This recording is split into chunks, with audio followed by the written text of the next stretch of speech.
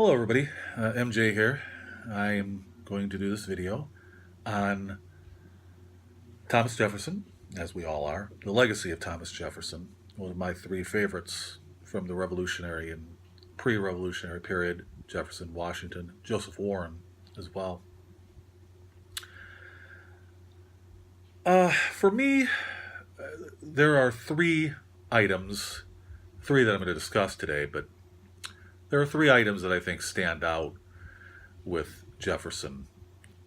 He's nuanced, very nuanced. He was a great founding father, but he also owned slaves.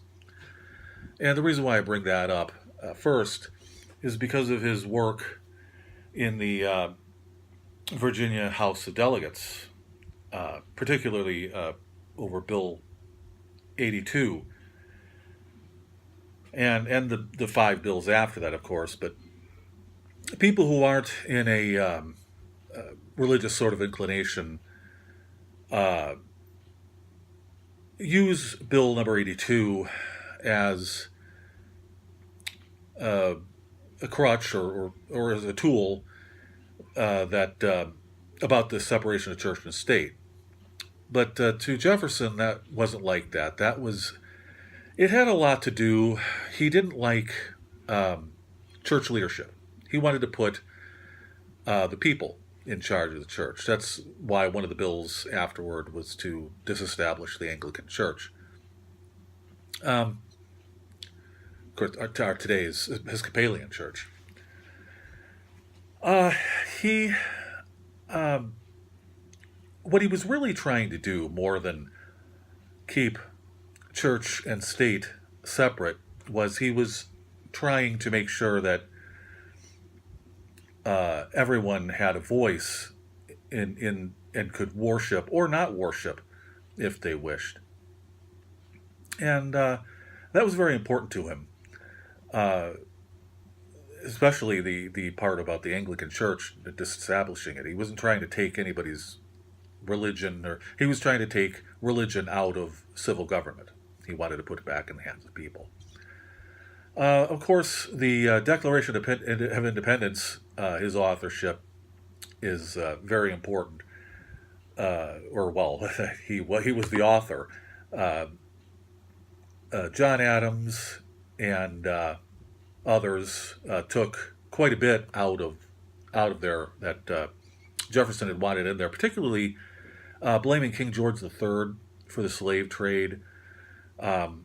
He always thought that slavery was saddled on us, and rightly so, I guess. He could have sold his own slaves.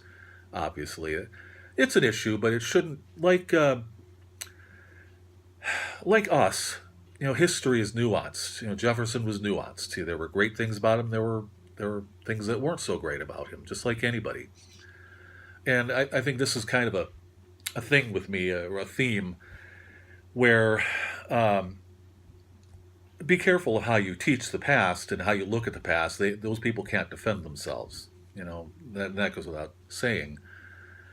And so that's very important when you're doing history. Not just to take one document and have it fit your agenda, whatever agenda that is. Christians do it as well, as do secular people. Everybody wants to prove themselves right. We're human. It's all right.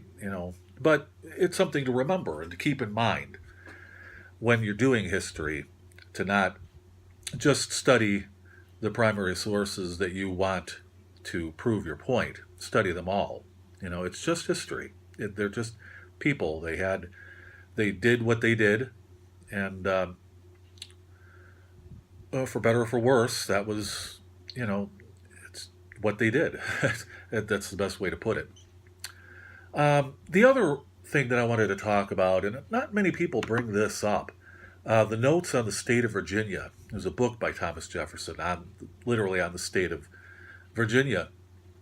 It dealt with boundaries and geographical features and natural resources, the economy, and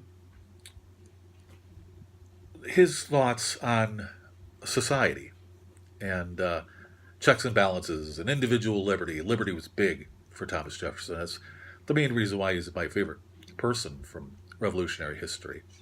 But the point I really wanted to make is to study history, do it the right way. Study all of the primary sources and secondary sources, get all the views, and get all of the truths in all of the primary sources.